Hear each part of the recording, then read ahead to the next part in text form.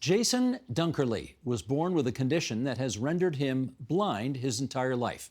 And yet somehow he has managed to represent Canada at 5 Paralympic Games and numerous other international events as a runner. How he does that, not to mention negotiating the obstacles in the rest of his life, is the subject of his new memoir. It's called Visions of Hope, Running Towards My Own Truth.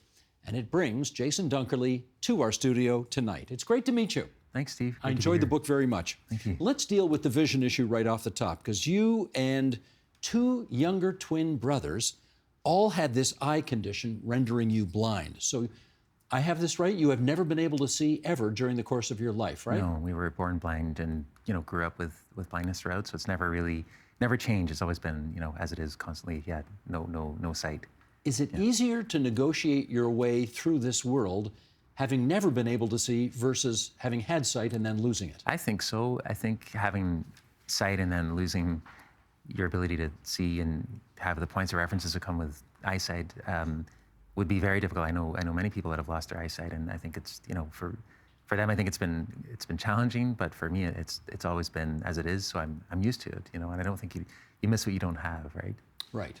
Okay, let's go back and start to tell the story of your life, because even though you ran for Canada, you're not from here. No. You're from Northern Ireland originally. Yeah. Did you, so let me ask you a political question right off the top. Did you have a view on how the Troubles should have ended in Northern Ireland?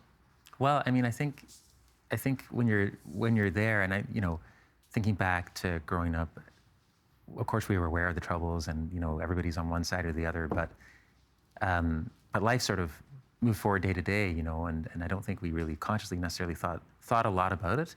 But coming here, you realize, how precarious things were, and I think I can say now, I mean, what I think how the ending I would really have liked to see and would like to see would be a peaceful one where people can coexist and share the beautiful country that Northern Ireland is, and get along and look out for each other and support one another. I mean, that's really what I would hope for. Your blindness was not the only thing you had to kind of make your way through and figure out during the course of your early life. You tell us in the book that your father abandoned you and the rest of the family. Do you know why? Well, my father left when I was 7. My brothers were, they were 2.5 years younger than me. I was in the middle. My sister was 10. I think he probably just had some of his own struggles. He lost his taxi business that he had, and I think he had a gambling issue, and he struggled, and I think probably had a difficult time coping. And I think, it was really hard losing our dad. He left my mom, with a lot on her plate, raising all of us on her own. But I think as life kind of went along, I probably came to judge him less for that, and recognize that he probably did his best with the tools that he had. And I'm grateful for the things I do remember about him. He taught me how to ride a bike, and we played football, soccer with him, and those are memories that I still hold dear. Did you ever see him again after he left? Never did. No, I never did. And he passed away about 1.5 years ago. So unfortunately, we never reconnected. Yeah. Here's what you say in the book. Here's an excerpt. Sheldon, bring this up if you would. It was important to my mother that we grow up feeling independent and empowered to make our own choices. She wanted us to be able to stand on our own feet. Jason, how did she do that? Well, I think she wanted us to be like any other kid, to go outside and play around in the area where we lived, in the neighborhood we lived in. To ride bikes, to fall off our bikes, and just have those kinds of experiences that every other kid really can relate to. And she wanted us to be able to think for ourselves and, operate autonomously in the world. And I think I tell the story in the book too. I have a friend, Neil McCulloch from elementary school, who came over to my house one day, and I had this radio, CB radio, kind of a 2-way radio communication system, and Neil wanted to use it, and he asked my mom, "Can I use it?" And she said, "Well, you have to ask Jason," And Neil he told me about that later. He said, "Well, my parents would have just said yes," So, but yeah, my mom wanted us to be our own people. Gotcha. Yeah. You moved to Canada in 1991. You're Yes. still a kid, and you write that you began running to silence the echoes of my homesickness. So, in a way, do you owe your athletic prowess to the fact that you were a pretty lonely kid? I think in a lot of ways it was athletics and running was an outlet for me to turn to. I mean, it really probably was in many ways throughout my adult life too, and maybe still is even. But I think at that time, leaving your sort of your home and everything that you're used to. You know, I was 13. It's a time when young people are vulnerable. I certainly was, and I really struggled with the move that we made. And I think running gave me a focus and kind of a place to really put a lot of that sort of pent up emotion and try to sort of deal with that move and work through it, and it became a really positive thing in the end. Were you bullied because of your visual impairment when you went to school? When we were younger, my brothers and I, there were some kids in our neighborhood who would sort of poke a bit of fun sometimes at us being blind. And there was even a kid that we went to school with, and I remember this, and I might have mentioned it in the book too. He could see more than we could, but he was still legally blind. But he would kind of run up and sort of tap us on the shoulder and then run away and say, "Well, you can't catch me." And one day I did. And I did catch him, and I kind of beat him up and got suspended. We each got suspended for a day. So you did mention that in the book. But there were a lot of other kids, even in our neighborhood growing up, who really sort of looked out for us, and I would say sort of formed this cloak of protection or solidarity around us, and welcomed us into the circle that we had. At what point did you realize, hey, you know what? I'm pretty good at this running thing. I could get really good at this. Well, I think probably sort of a couple of years into high school, maybe grade 10 or grade 11, I had really a lot of support when it came to guide running at the school. I went to high school. My brothers and I went to school in Brantford, the W. Ross McDonald School, for students who were blind, and the teachers there would guide us in cross country and track, and we also wrestled and did some different sports there too. But running was what I really loved to do, and there were one or two teachers in particular, Mr.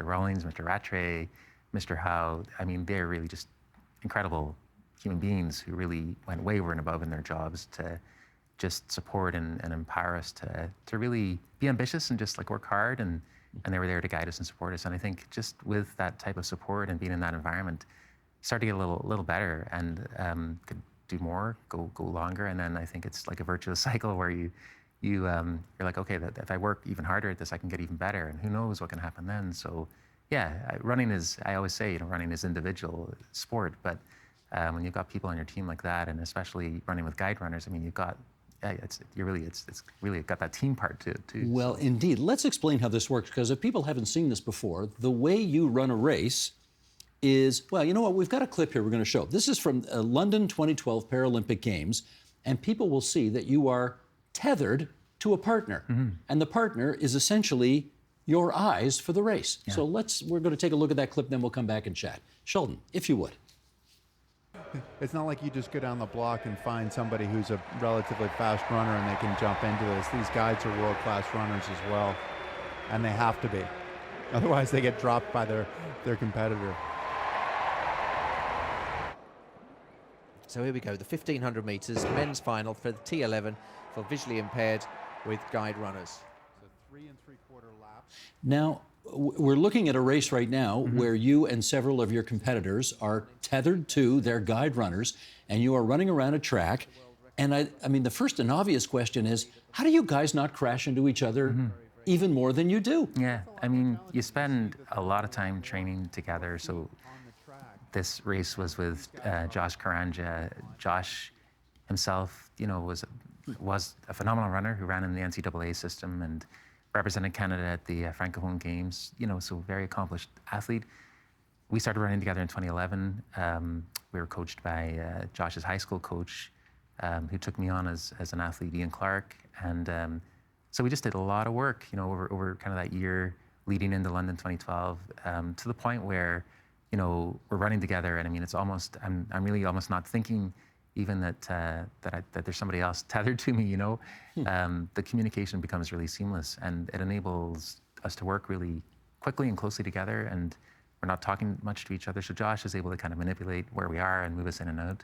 And all the teams are like that. So there are collisions and things that happen, but I mean, by and large, the races go pretty smoothly. I noticed some of the racers have glasses on. How come? Well, all the blind racers are meant to wear glasses to ensure that no one can see. So there's a system of classification where people are tested by a medical ophthalmologist, a doctor who, looks in their eyes and tests to ensure that they, have no eyesight. But just to really make sure, the idea is that they would wear glasses just to eliminate any possibility of being able to see. Because I guess if you had 5 or 10% vision, you're technically legally blind, but that's a big advantage over someone who can't see anything. And there are categories where people have 5 or 10% vision, but when in the category I competed in, the T11 category, everybody is meant to run with a guide runner.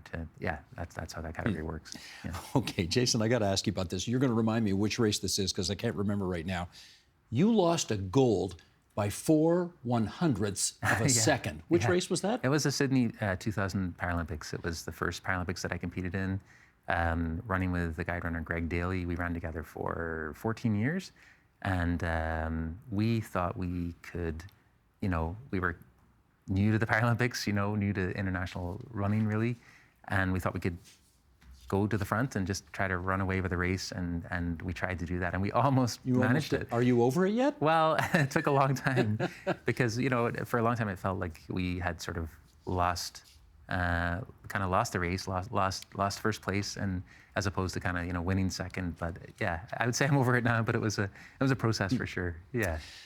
Jason, I'm going to do another hard turn here because not only have you had the challenge of visual impairment to deal with and your father abandoning you, but you have had more tragedy in your life, and you talk about it in the book, and I want to raise it with you now. Mm-hmm. One of your twin brothers, Chris, was lost to suicide 20 years ago. Yeah. Do you yet have a full understanding of why that happened? I don't know that I'll ever have a full understanding why it happened. I mean, Chris was my brother.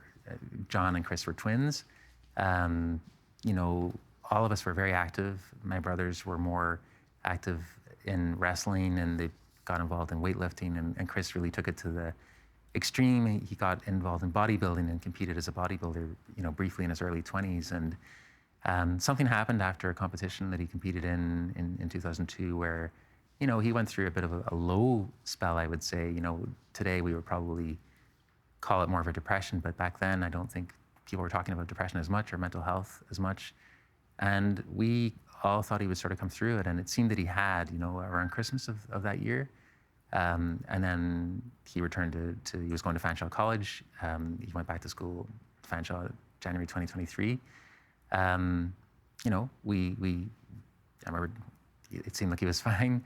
As brothers are, though, we weren't super close. We didn't check in on each other regularly. And, the next thing was end of January, got a message from my mom saying I should come home right away. And I was in Guelph. I took a taxi home in the evening, and, basically the police had been to our house to tell my parents that what had happened with Chris. And so we never understand really the full extent of I guess the depths that he got to, but it's obviously it's very painful still to this day. And it's actually the anniversary of Chris passing away was just January 31st, so it's very, I think about that, every day, but certainly every year as the years pass.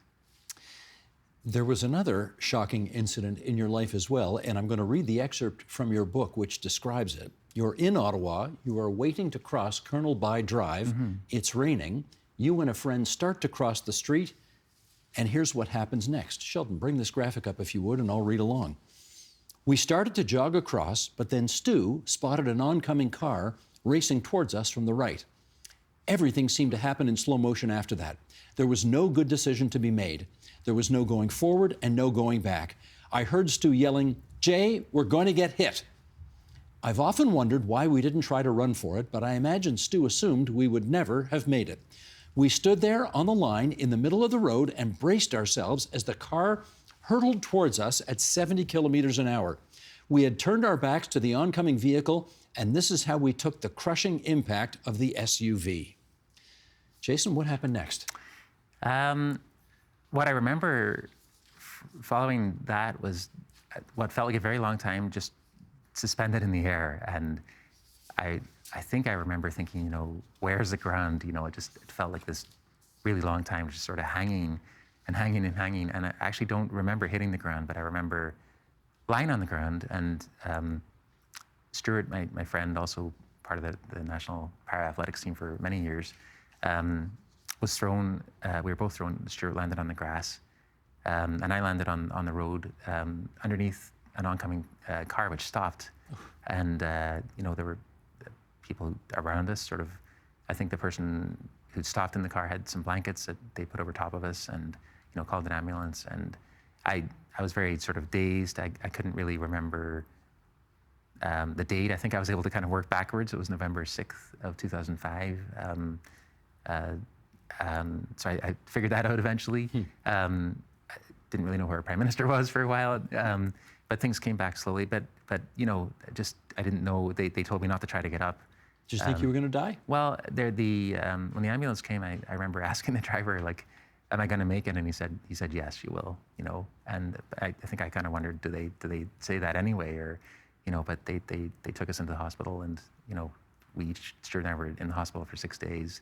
Spent a couple of days in intensive care. I had a hairline fracture of the tibia, but I had a skull fracture, which was, I think, the more concerning thing for me. But fortunately recovered from that. It took time.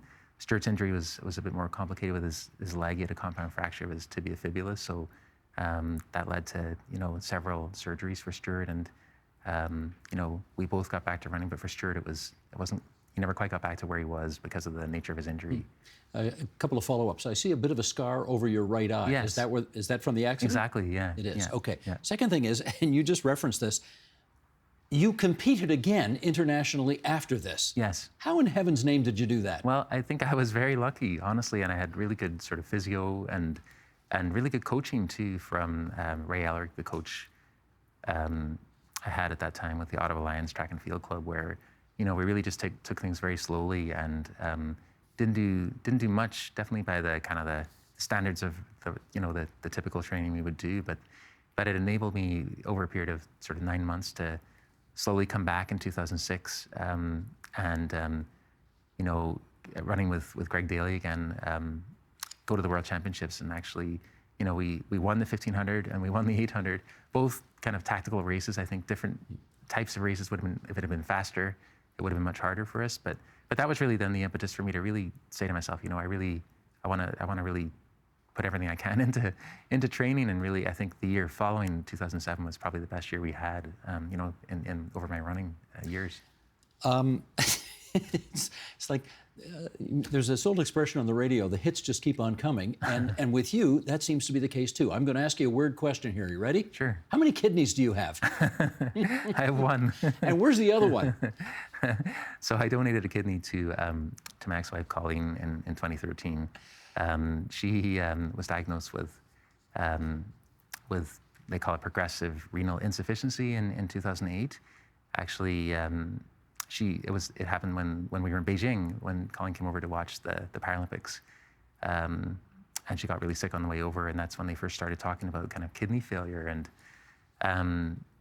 Colleen was able to continue with her kidneys for really 5 years, through diet, and she was being followed closely. But with the condition she had, it was an inevitability that sooner or later she would be a candidate for a transplant. So in 2012, when it got to the point where it was looking more likely that she would need it sooner, in the near future, I was tested. I was good enough as a match. I wasn't perfect, but with the anti-rejection medication, it was such that that I could be a donor. So I was able to donate a kidney. And you go through kind of the post-operation recovery, but very quickly, I would say really within kind of 6 months to a year, we were through it. We were both thriving, and I don't even really think about it at all today. And Colleen is doing very well herself.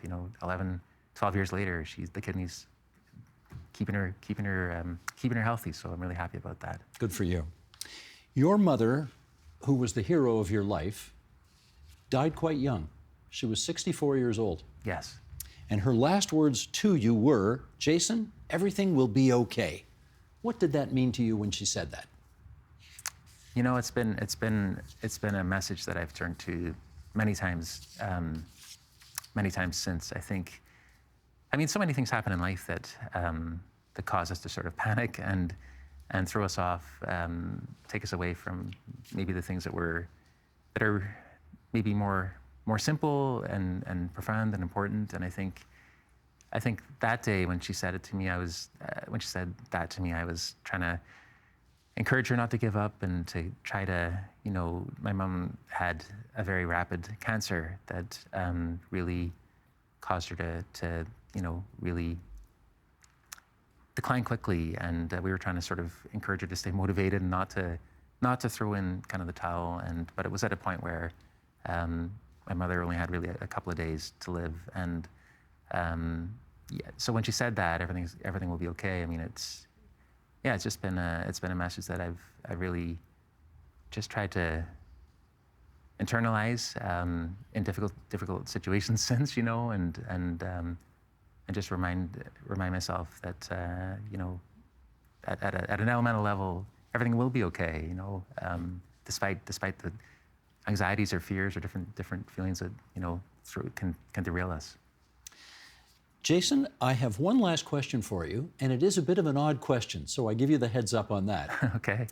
If, through some kind of miraculous scientific advancement, you were somehow able to gain your sight, what is the first thing you'd like to know what it looks like?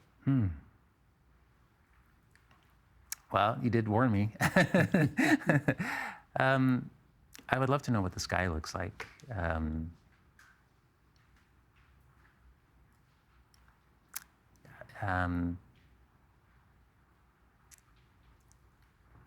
I'd like to know what the people in my life who I love look like. I think a lot of simple things, just simple flowers, trees. Nature. I'd start there. Now, I thought you might say yourself. Do you know what you look like? I think I know enough, including the gray hair. You do have a little bit of gray hair, I have to say. Yes, that's true. That is true. Well, I can't tell you how grateful we are that you made the trek from Ottawa to come to our studio today and talk about your book, Visions of Hope, Running Towards My Own Truth. Jason Dunkerley, a great pleasure to meet you, and keep on keeping on. Pleasure, Steve. Thank you so much for having me here.